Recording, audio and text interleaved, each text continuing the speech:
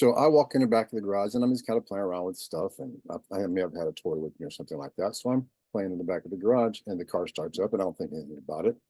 And I remember getting dizzy and then I passed out, hit my head on the bumper and I was gone. I came into the light. And there were beings there to greet me immediately. I had a quick life review. I was only 6, was very quick.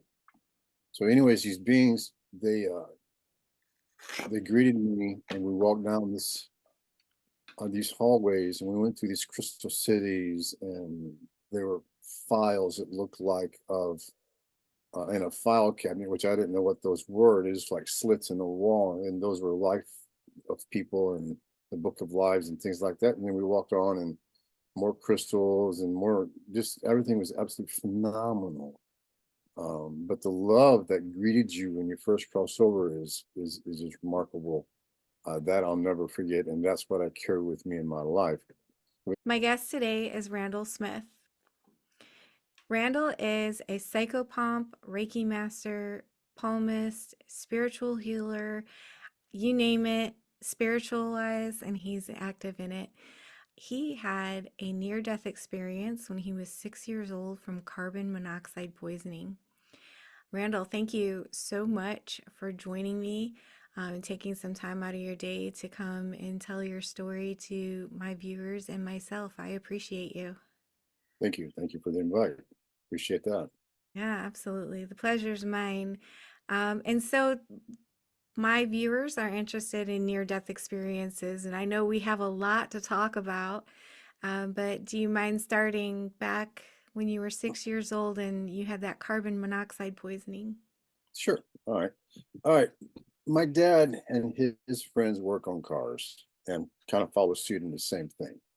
So they had some car issues, and they asked my dad to go over and help them work on the car. So we go over.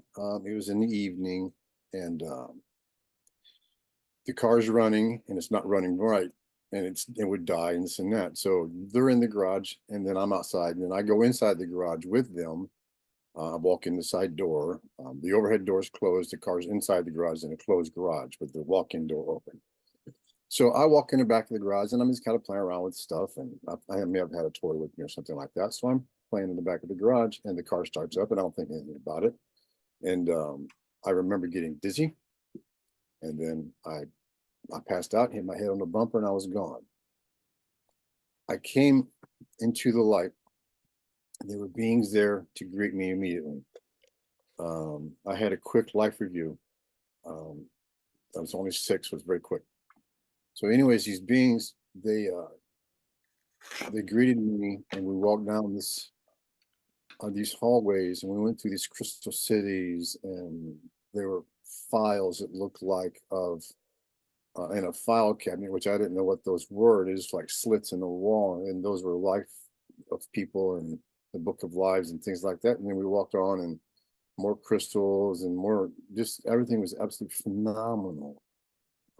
But the love that greeted you when you first crossed over is just remarkable. That I'll never forget, and that's what I carry with me in my life. But anyways, we're walking down these paths, and we come into a big room. And this room had a big.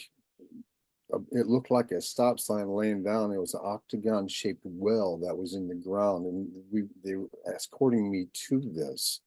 And we walk up to it, and I'm looking in this well, and there's confetti in this well, and it looks like colored confetti. So, and I was urged to put my hands in there, and when I did, I felt all this confetti running through my hands, and it was energized. I had a slight tingling sensation. It wasn't electrocuting at all, but it was a tingling sensation. And then I pulled my hands back out, and as I did that, the paths appeared all the way around me, and I heard in my head, you can choose anywhere you want to go. So I looked left, and when I looked left again, I woke up on the couch. And when I woke up on the couch, they pulled oxygen off of me. The people that lived there, she was a nurse, and somebody was on the oxygen in the house, so they had oxygen there at that particular. This is '68, but it's a couple of moons ago. So they took the oxygen off of me, and I come around, and we end up going to the hospital. At that time, we didn't have hyperbaric chambers and stuff like that in the area. So they examined me and let me go. Then my mom and dad took me to the doctors afterwards just to make sure, you know. So fast forward that a little bit. I grew up in a Southern Baptist family. My mom's dad was a preacher, and my mom was very religious. So we were a religious family. I played in a contemporary Christian rock band when I was very young. So for the most part, religion was a mainstay in our life. I've seen spirit. I've talked to spirit since I was 6. We lived in an old brick house when this happened to me, and I started seeing spirit right away. I would see people walk through the doors, walk through the walls, go in one door and go through a wall, and things of that sort. So it was crazy growing up and telling my mom and dad that, particularly my mom. My dad wasn't there a lot. I mean, he was there, but he worked. So my mom was there a lot. I mean, I would talk to her about it, and she was like, Randall, stop. You need to stop lying. Just don't, you're scaring me. You don't see anything. You don't see anything. But I do, Mom. But anyways, fast forward a little bit farther, my mom would get headaches and stress and things like that. So she would have me kiss her arm or her head and things like that, and the pain would go away. She said, Randall, it's great. The pain just goes away instantly when you do that. I don't think anything about that when I was a kid. So we moved forward a little bit farther. In my 20s, I had situations happen. Like I said, people would come up to me and ask me for advice, being in my teens. I'm a teenager. I don't know anything. I've always been a calm spirit. I've always been a calm person, just kind of laid back. I'm a musician by trade. I'm an upholsterer by trade. I do a lot of interviews like this, but anyways, so those are my occupations. And like I was saying, people always ask me for advice, and I don't know why they would ask me. I really seriously don't know why they would ask me, but the information I gave them apparently worked out because they would send their friends and things like that. And before long, I'm doing readings, you know, briefly, but I'm doing readings in my teens. And it's like, this is kind of crazy. But I don't attribute that to the near-death experience at all, because I put that in the back, you know, I didn't think about that. I just thought, I'm weird. You know, I'm seriously weird. And I've been told that a bunch. So anyways, so yeah, I would be giving advice to people. So I move forward a little bit more and I get married. Um, I don't believe in hell, but I was married before, so we'll leave that at that, okay? So we get married and I sense things right off the bat. And um, I don't know if it's my intuition or if it's jealousy or anything like that. But anyways, we get divorced a little while later, and I at that point I had been reading Edgar Casey's work and things of that sort because I was always interested in. I'm weird. I know that I'm weird, and I like to read real things. So I would buy these books, and people would say, "You're crazy for doing this. Why are you even looking at this stuff?" Well, you know, it kind of fits with who I am and my personality. You know, albeit I had a job and you know I do upholstery and I played music out on the weekends and I ended up playing music professionally. We won't go there, but so I would dive into these books and it opened my consciousness even further. And I'm still seeing things and I'm hearing things. My mom and dad did not talk about me having a near-death experience or me dying at all when I was a kid. I've got pictures of me in a cast. I don't ever recall breaking an arm ever. So, I mean, there's parts of my mind is blanked out or something. I don't know what happened, but anyways, yeah, my folks didn't talk about my near-death experience at all.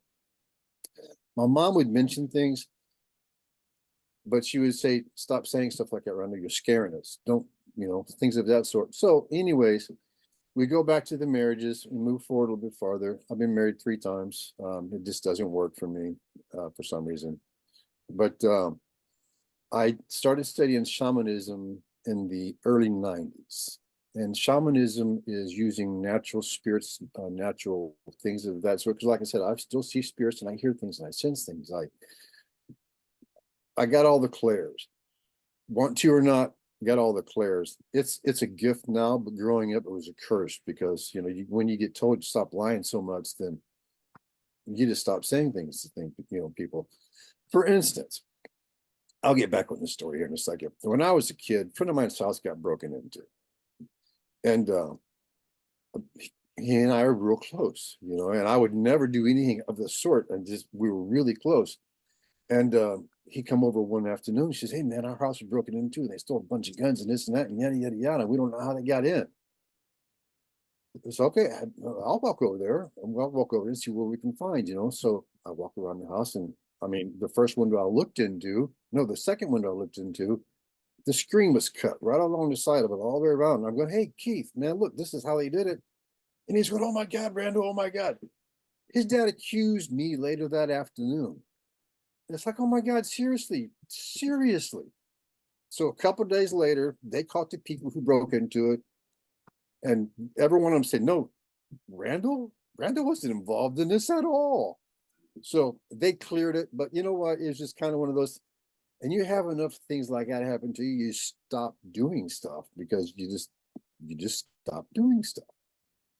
So, anyways, I dove into shamanism, and uh, going between worlds became easier when you use a drum and a monotonous type of beat, like 6 to 8 beats per second. And if you do that regularly enough, that will take you out of your consciousness, of the physical consciousness, and put you in the world, the dimensional world.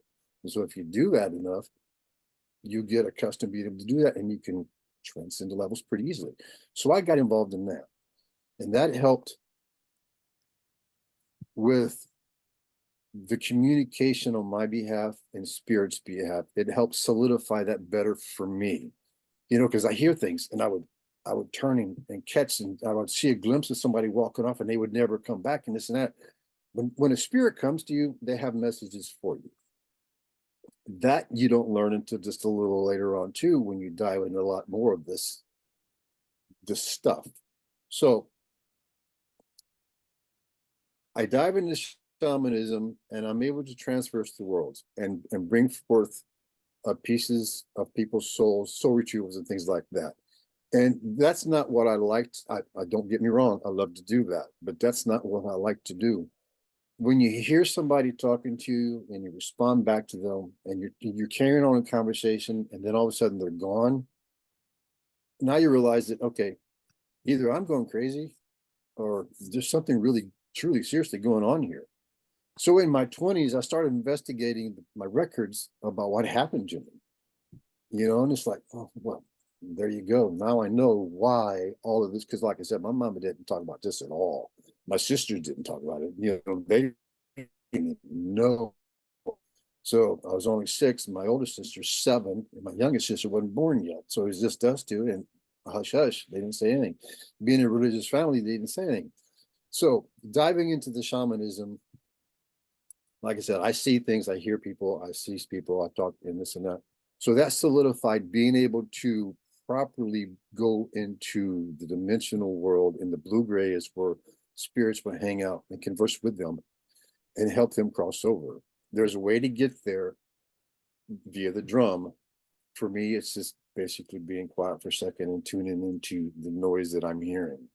I can tune into your voice and be right there almost immediately. But anyways, so I started doing this, and I I did a couple haunted houses, and the results for me was just I bawled like a baby the first time it happened, because when you get somebody to cross over that's been here for 100 years or 200 years or however long, I mean, it's just very touching to get somebody to cross over. So finally get somebody to go home. This isn't our home. This is just a, what do they call that, road stop, just all along the way. There are many dimensions to our spirit. So anyways, I learned how to do that properly without having spirits attached to me. Spirit can attach to me very easily. If you drink alcohol excessively, spirit can attach to you. If you use drugs or things like that, spirit can attach to you. If you ask for spirit to come in, they can attach to you and not leave. So anyways, I learned how to properly protect myself and take care of all of those angles of helping people cross over. So I dive into that, and I start doing local, and then kind of regional, and then national, and then we can do things overseas and stuff like that too. But yeah, I love to do that. Absolutely love helping people cross over. If a house is haunted, they'll call me. I'll go in, and I don't banish anybody. You know, we all come from the light. We all go back to the light. So in regards to that, I don't banish anybody. I call your mom and dad forth, and whomever's over there in the spirit world waiting for you. We'll have a little chat and bring them forth, and you guys can go home. I mean, it's a little bit more complicated than that, but you get the premise. You have a lot of really great experience and so many gifts that you're able to share with people. I know you said that you felt like you had the clairs prior to your near death experience, but these other gifts that you have, like with being able to help people cross over, do you think your near death experience had anything to do with? Yes, absolutely, without a shadow of a doubt. It had my near-death experience made me who I am today. If it wasn't for that, I'd probably be either doing just music professionally or I don't know, doing something else. I don't know. But yeah, I don't know any other life but what I do. I've done it all my life. I mean, I've always seen things and heard things, and when people get freaked out about it, oh, don't get me wrong. I've been scared before. Oh boy, yeah, I've been scared before. But okay, I have to tell you a story. Can I tell you a story? Sure. Okay. When I was about 14, 15, in that area right there, I had a stereo right behind my head on my headboard in my bed, so I could turn it on and off and yada yada yada. So one night I couldn't sleep and I turned it on. It was really low, just kind of listening to it, and I heard scratching on my closet door, and it got my attention. And when it did, the closet door flew open. And when it flew open, this being that looked like the devil come out of the closet. And I'm telling you what, knowing what I know, it still scared the out of me. I screamed like a little girl with my mouth open, laying there in bed, and nothing was coming out. I was paralyzed, and he come up to me, and goes, "I want you," and stuck that finger in my face, and he was gone. After that, he was gone. It's like, oh, so I got up. I went and slept with my mom and dad. I didn't care how old I was. I didn't, so I stayed in that room till the following day. That day, I moved out of that room to the other part of the house. I was done. I saw spirit and stuff in that house a lot, but never experienced that. So after that, we go forward. Now, my sister, and that was my mom and dad's house. I grew sister inherited that house. My mom and dad have since passed. So this is probably, I don't know, 15, maybe 20 years ago. My sister had asked me, Randall, can you come over and do one of those things that you do on people's houses? Because we've got a lot of spirit activity going on in the house. And she showed me some pictures that were mind blowing. So it's like, okay, sure. I don't really want to do this, but sure, because remember, I saw the devil in that room. So I'm thinking, oh God, help me, please. I need everybody now. So I told her, yeah, I'll go ahead. Yeah, I'll clean it, but I can't let you stay there. You have to leave. You have to get the kids. Look, can't be anybody in the house when I do this because I'm stirring things up, So I get there and we talk for a brief second, and I said, Donald, don't tell me anything. I don't want to know anything. Just let me do what I do. So I start in the basement, and that room, I saved that room for last. So I start in the basement, do the entire basement, first floor, go up to that room, the last, and I open the door, and it's like, oh. So I've already summoned everybody that I can think of that will help with these spirits crossing over that could be trapped or stuck here or whatever the case may be. So anyways, I've got all these, and I open that door, and a little boy steps out of that door, steps out of the closet. He was probably 11, 12, something like that. What happened was he had fell out the front window of the house and died in the yard just outside the house. So he stayed there. His family was very religious. He thought he was going to go to hell because he liked to terrorize people. So he fell out the window and he died. So he was in that closet. And it's like, oh. So he says, I came as your greatest fear. And he did. My mom and dad always said, you're going to go to hell. You keep doing it, you're going to go to hell. So that kind of crap. So he and I chatted, and he told me a story, and I had his grandmother and his mom come. He'd been there for a while. The house was built in 1911, so he'd been there for quite a while. So his parents came, and when he saw him, his eyes were got really big. He goes, "I can go, I can go." So and he just kind of went, and he gone, and he's left. And when he left, it's like, oh, it's like my fear left with him because I wasn't sure what I was going to see when I opened that door, or that door came open. So there you go. And it was like, oh, wow, what a relief. So that told me in itself that if a spirit has been in the blue gray world in between dimensions long enough, they can manipulate things as they see fit to gain or scare or whatever they feel they need to do. So with that in mind, it's like, okay, that opens up a new door too, because when I talked to spirits before, their personality was still there. So then that when I saw that, and that came, that epiphany came to me, sorry, then I knew that, okay, you're onto something here. So a person's personality always stays with them. So we are absolute 100% spirit, no ifs, and or buts about it. So, and with that in mind too, animals have spirits too, because they have personalities.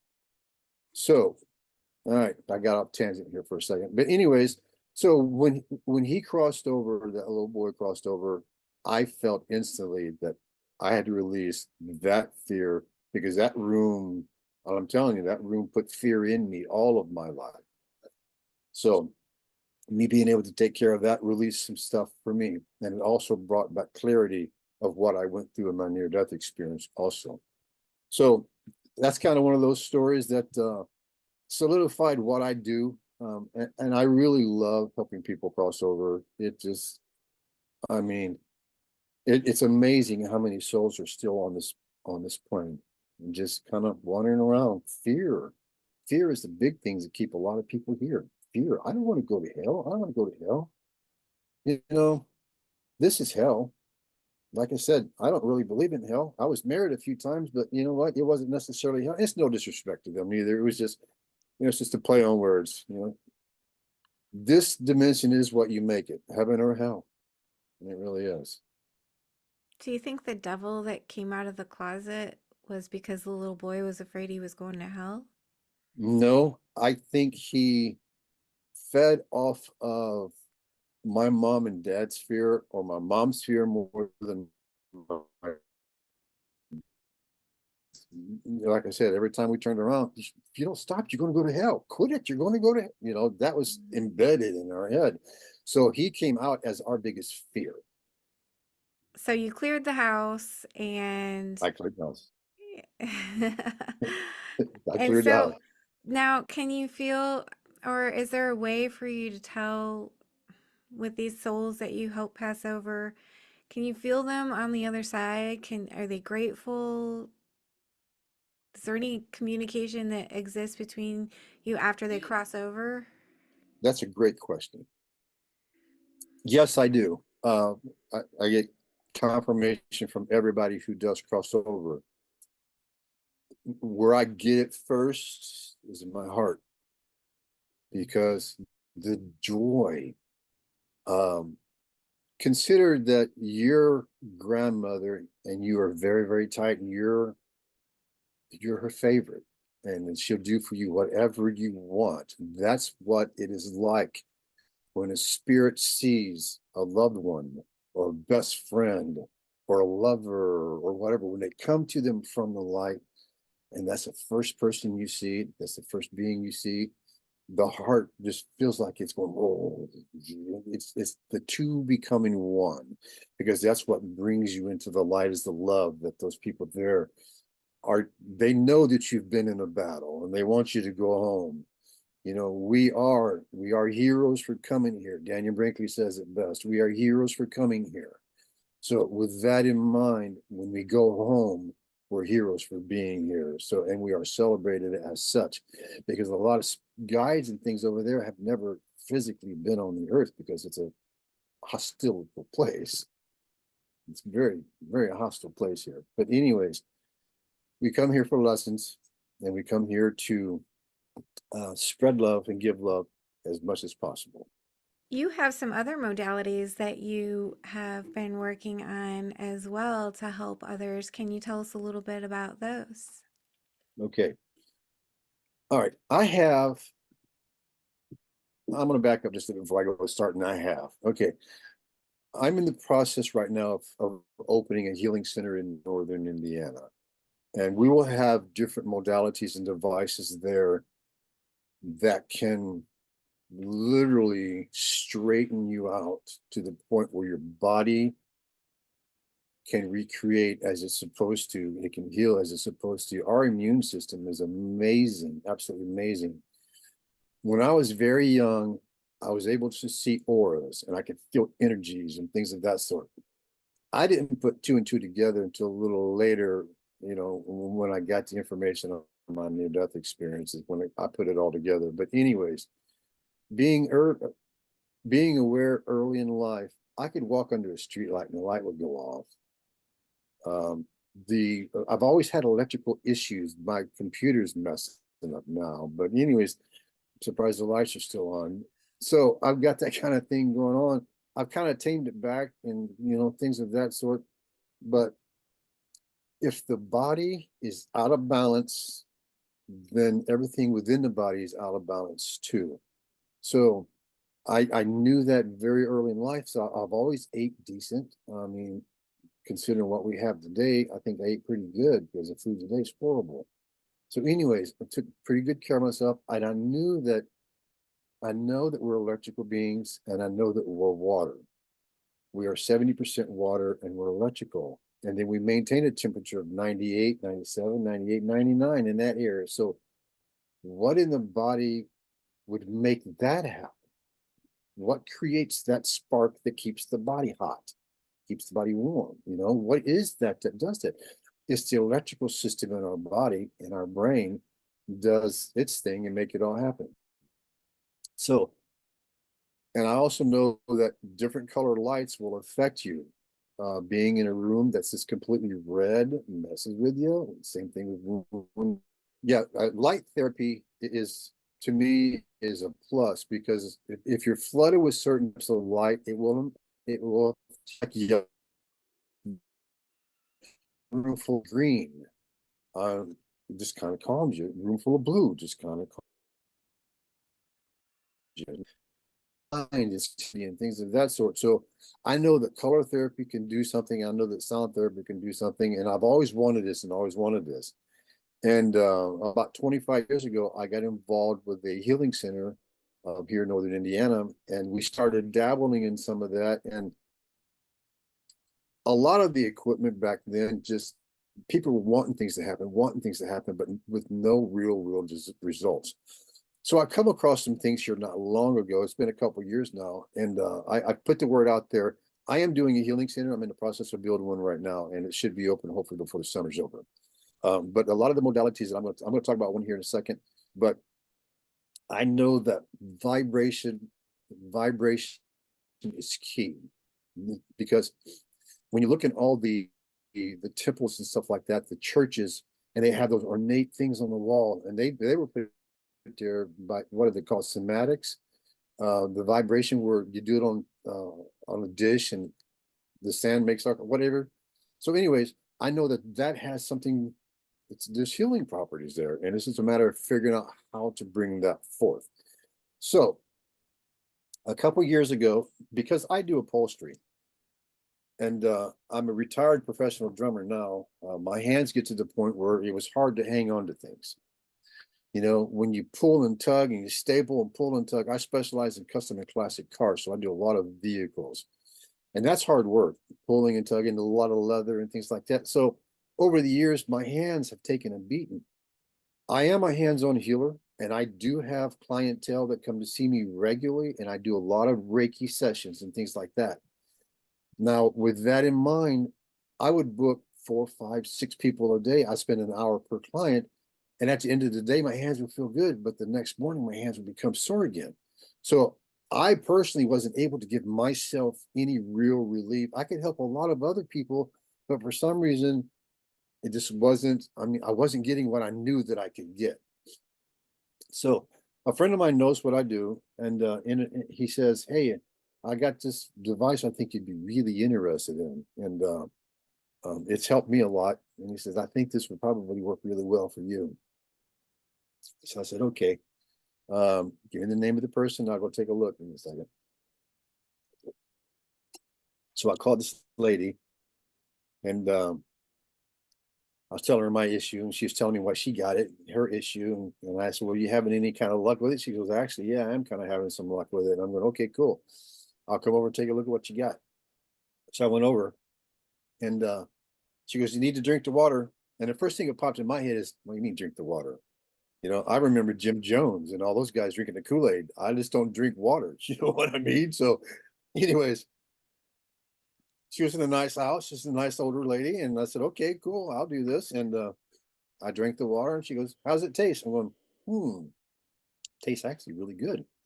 If you can say that about water. I have a Berkey filter, and I filter all my water. So I don't get any of the contaminants. I can't been doing that for a long time. So it's like, "Yeah, this is really good. It has no back taste. Is this time written down real smooth?" But yeah, that's really nice. She goes, "Give me about 15 minutes." So she brings out this thing. She brings out this thing right here. Let me see if I can get the name of it. Let's do this. Can you see it? Nope. No, Nope. not really. It's blurry. Okay, anyways, this is this is a proprietary care wand. Okay. I bought this.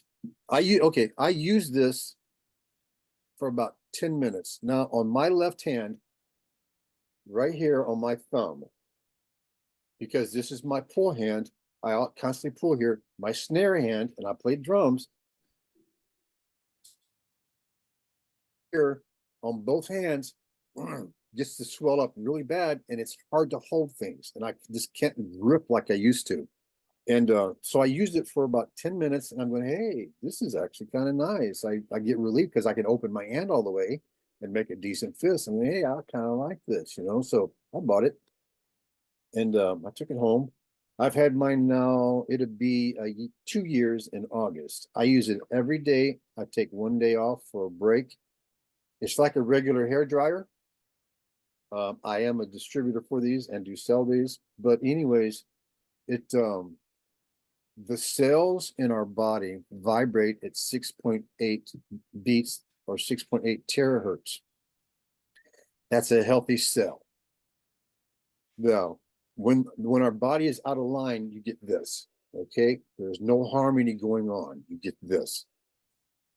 So by blowing your hands, you have meridian points in your hands. By simply pointing this and blowing, okay, it puts out a blue light. I'm gonna turn it on. Okay, it puts out a blue light. All that is just a tracer light, but it blows out terahertz frequency. The terahertz frequency is that gap between far infrared and microwave. There's a little gap there about this big, and the the uh the arterial care gap frequency. So it's 6.883. So, and ironically, the cells in our body vibrate at the same terahertz frequency as 6.8. So by simply blowing your hands, you're opening the electrical system in your body. You blow your feet and your hands, and so you're opening up the meridians, the electrical system in your body. So by doing that, now everything is flowing better. All right, I'm going to explain real quick before I get into the flowing better here. You blow your water like this container right here. Okay, this container right here, about 30 seconds. I just blew it over the top of, I took the metal lid off, blew it over the top of it. And what I'm doing is charging the water. Now, everything, including our blood, is globular. It's sticky. That's how come there's plaque buildup and stuff all over a person's body and this and that. But when you blow this right here into water, you make the water linear instead of globular. So when it's linear, it's more absorbable into the body. And when the body absorbs that, now your blood becomes linear instead of globular. So now everything just starts working like it's supposed to.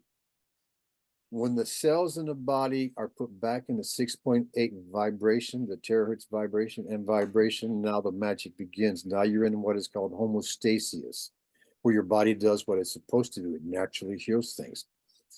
When I started using this, my left hand, I could barely move my thumb. And I'm talking from here, I just locked my hand up altogether. Now look, I haven't been able to do this since I was in my 40s. I'm 62. I'm telling you, this is I'm blown away by just what it has done for me personally is just remarkable. I was pushed down a flight of stairs by a spirit. I was dating his daughter. He had passed on many years before that. He molested his daughter for the longest time. So I was, anyways, he didn't like me because I was dating his daughter, but it was his property. But anyways, so he pushed me down a flight of stairs. The steps, there were 20 steps. I hit one at the very bottom. And when I hit that step, I hit it right across my back, on the lower part of my back, where my iliac spine is.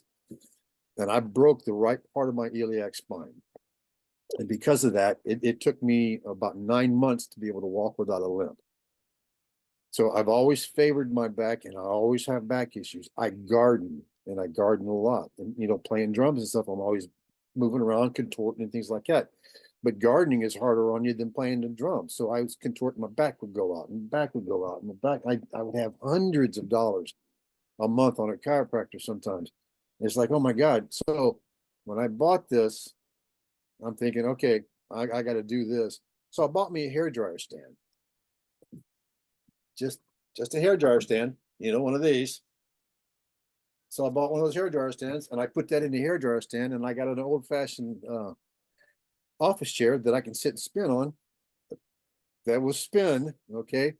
So I put this in the hairdryer stand, and now I can do my back. And you know, I haven't had any real back issues, period, since I bought this. And it's been 2 years. And I'm telling you, I went to a chiropractor all the time.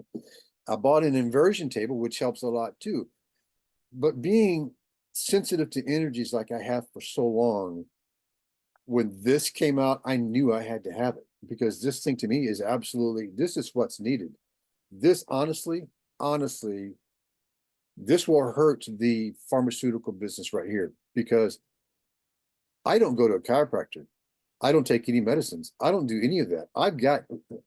I have lung issues because of my carbon monoxide poisoning. I wheeze, and I have asthma and things like that. I start blowing this, and what I'll do is I'll hold it and I'll breathe it in my mouth, and then I'll blow it up my nose, and it's taking care of a lot of those issues that I do have. I'm just absolutely blown away. So I've got those.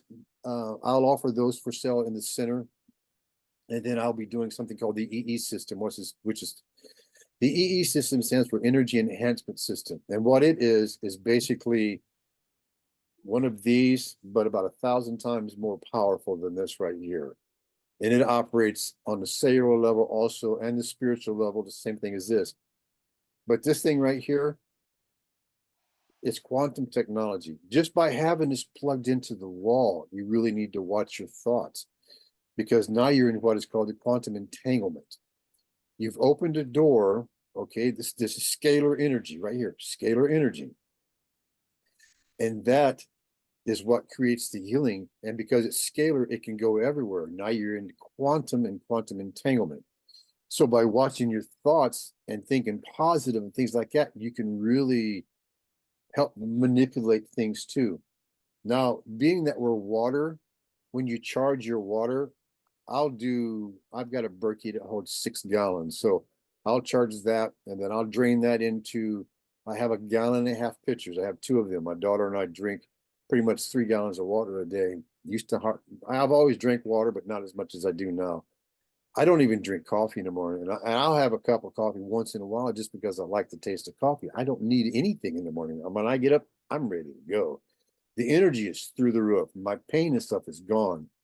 I hurt myself in a car here often. Anyways, about 6 weeks ago, I hurt my right knee in a 1964 Chevy Nova Pro Street car doing carpet, and I hit a little bolt on the floor of my knee, and it hurt really, really, really bad. I wear knee pads, but it hurt really bad, so I ended up hurting my knee. So I've been doctoring it with this. And then I did another car Monday. Actually, I've done 4 cars since I hurt myself in the original one. But Monday I did another cart, and when I got out of that car, man, I could hardly walk. It's horrible. It was I could hardly walk.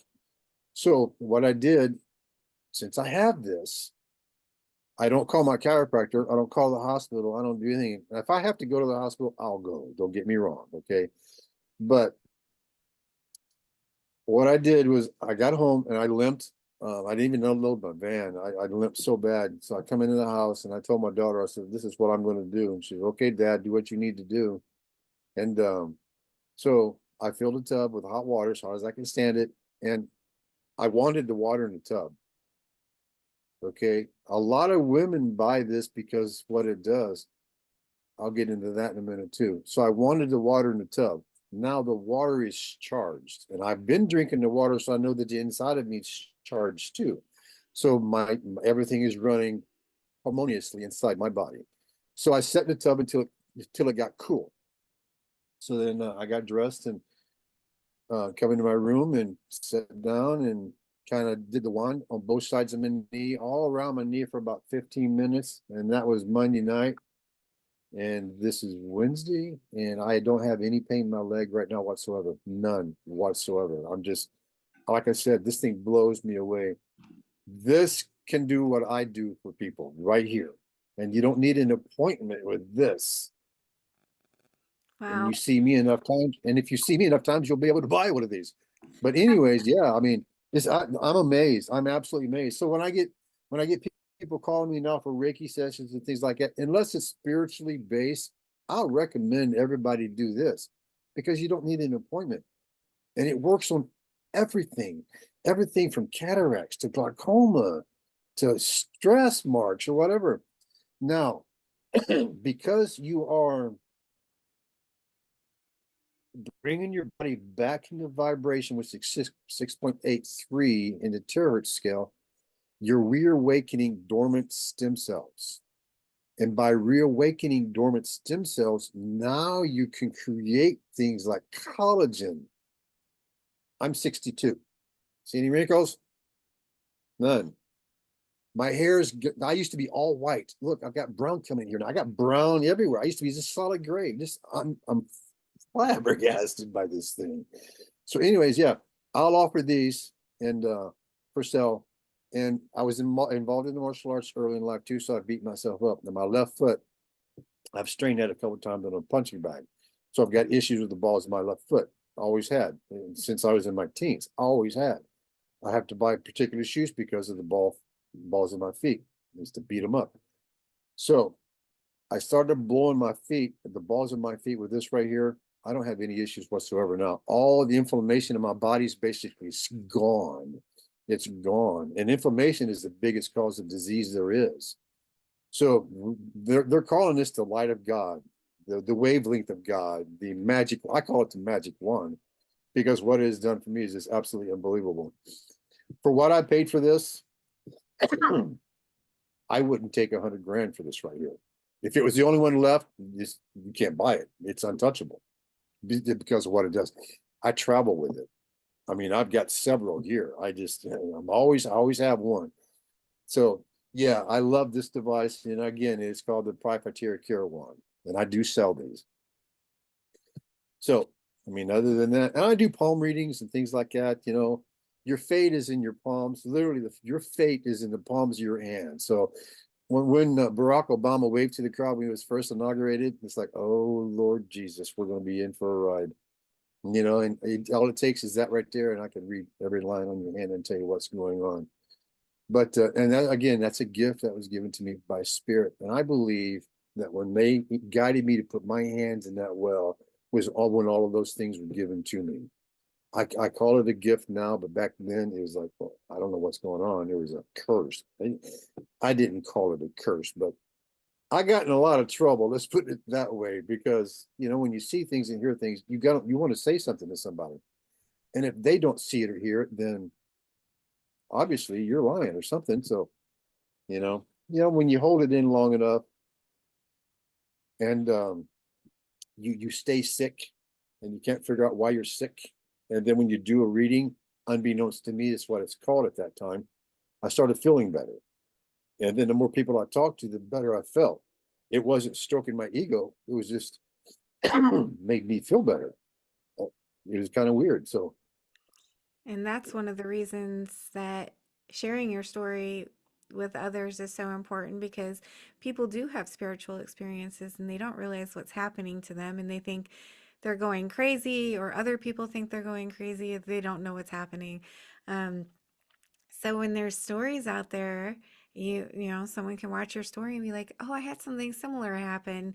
It helps them to realize that maybe they're not crazy, that this is a exactly. gift, a wonderful gift that they're given, and that they can use it to help others. So thank you for sharing. Yeah, absolutely. I want to, can I go on another little side road here real quick? You Yes, mind? please. Okay. Since we're talking about crazy and thinking you're crazy, when I was part of this other metaphysical place in northern Indiana, I meditate. I meditate every day, 20 minutes at a time. Sometimes I like to do a little longer, sometimes a little less, but every day meditation is the key. So I had been asking for a certain type of communication to open up for me, you know, because anyways, so asking this, be careful what you ask for. So I lived in a pretty nice house, lived on a lake, and I like to take care of the yard and this and that. So I've got this electric weed eater, and I'm weeding the drive, and I go down the sidewalks. I'm just, and it's loud and just, you know, weeding along, and I hear somebody go, "Hey, you there!" So and I hear, "Hey, you there!" So I stop, and I'm going, "Okay." I look around, and this is early on a Saturday, so either you're at work or you're gone. Nobody sleeps in the neighborhood. About 9 o'clock, 8:30, 9 o'clock. So I don't see anybody on the porch. Nobody's in the yard. Nobody's anywhere. So I go at it again, and I get down to the sidewalk, and I hear, "Hey, you there!" So I stop to see somebody in a car because it sounds like it's right here next to me. So I look around, look behind me, look everywhere. I don't see anybody. I'm saying, what in the world? Now I'm beginning to get a little aggravated. So I start weed whacking again, and I hear, "Hey, you there!" So I stop. I kind of sort of gently laid the weed whacker down and looked around the yard and started walking, just kind of walking to see if somebody's hiding behind a house or something messing with me, you know. So I walk around to the sidewalk, to the corner sidewalk right there, and nothing. There's nobody anywhere. No cars. There's nothing. Nobody on the lake. There's nothing. So I hear, "Hey, you there!" So I spin around. So when I spun around, I'm thinking, okay, there's some weeds back there, some little foresty thing back there. Okay, cool. I'll start walking right here. "Hey, you there!" I'm going, well, hell, I didn't get there. I'd look back towards my yard, and I hear, "Hey, you there!" And there's a skinny tree. That tree ain't about that big around, about that big around, and I think it's about 15, 20 feet tall. And I hear, "Hey, you there!" And I look up in this tree, and I swear to God as my witness, I hear, "Hey, you there!" again, and I'm looking right at this goldfinch. And that goldfinch, you know how big they are? He wasn't very big at all. He's going, "Hey, you there!" And what else you gonna do? "Hey, you there!" And then I hear, "Hey, you there!" And I'm going, I smoked a little weed when I was younger, and I, drank a little alcohol, here and there. And I'm thinking, I'm fine. And he goes, "Hey, buddy." I'm going, "Oh, Lord God, what have we got here?" So we go back and forth for a little bit, and then he flies off. And I'm thinking to myself, I have lost my mind. I am now talking to this little goldfinch. I have lost my mind. So I finish weeding and cut the grass, and I'm chuckling and thinking to myself the entire time, what did happen? What just happened? So I continue on, and I get in my truck, and I have to go to my shop, and I'm still laughing. I'm that moved me in ways that I haven't been touched in a long time. So I get to my shop, and I got my little dog over there. She's a Chihuahua Spitz mix, and she needed to go outside. So I let her out. She goes out the back door, and I hear, "Hey, you there!" And I'm going, "Oh, son." So I go out back of my shop, and my shop was about 5 or 6 miles from my house. So that goldfinch was over there going, "Hey, you there?" And then we're going back and forth. And I haven't been the same since. So now, and he still comes around and he'll say, "Hey, you there?" And I know it's him or her. I know what gender it is. It's irrelevant. But from that point on, I've been able to communicate with birds, and that's called augury. I've been able to communicate with animals for a long time.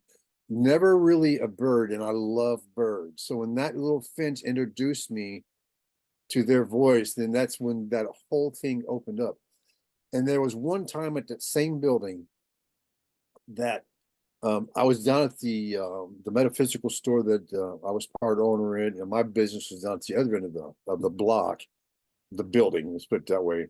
And so I was down at there at the metaphysical store and checking, ringing somebody out and this and that, and it was cold, so there was some frost on the windows, and I look over and there's a bunch of little wrens at the door, and they're pecking on the door. They're pecking on the door. I'm going, this is weird. Why are they pecking on the door? You know, and I looked over again. They're going on the door. I go, then I hear, your dog's loose. I'm thinking, oh yeah, okay, sure.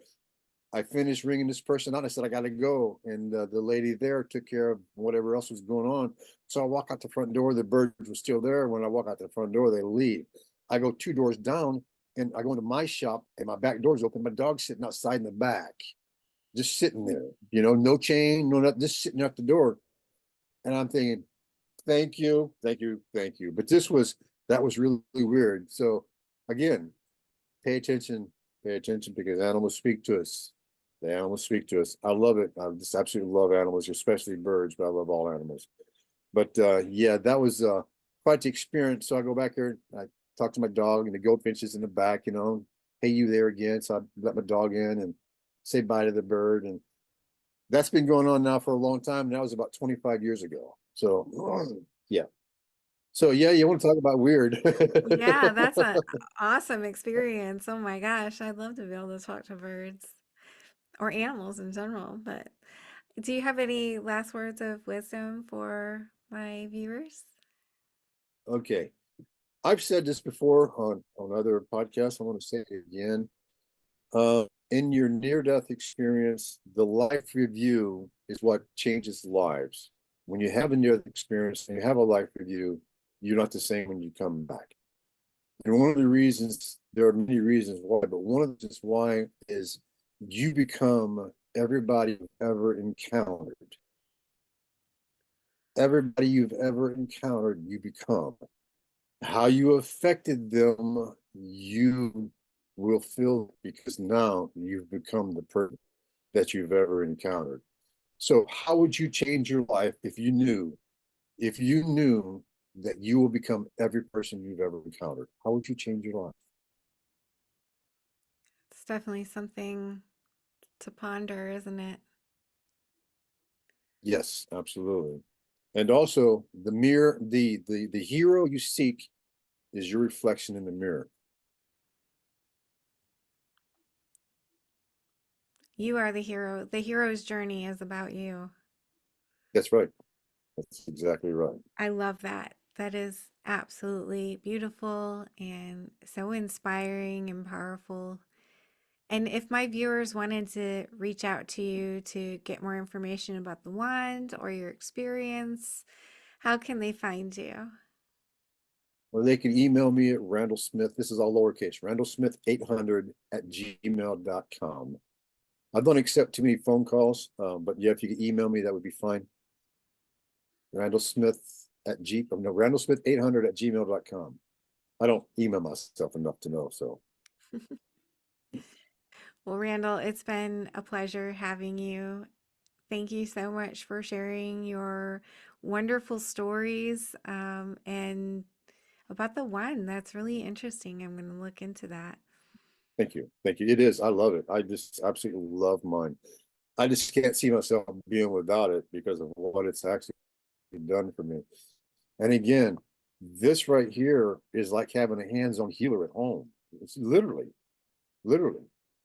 because it's just this technology has been needed for so long, so long. Okay, and the cost of this was $470,000 when it first came out. It's not a medical device. It's better than that. Very interesting. Well, Randall, I wish you the very best and everything, and I'll be in touch soon. Okay, thank you very much. I appreciate it. Blessings to you. Thank you for being here. I just want to tell you how much I appreciate you being here and supporting my channel. If you haven't already subscribed, please consider subscribing if you enjoy near-death experiences and other spiritually transformative stories. It helps the algorithm know that this information is useful and push it out to more people. And that's the goal, to get as many people to know that we are eternal spiritual beings and that we never die. Our bodies might die, but our essence will never die. And I want people to live with less fear. Let's all spread the word. Like, comment, subscribe, share, hit that little notification bell so you get all the notifications when my videos post. Thank you for all of your support. I'm sending love to you.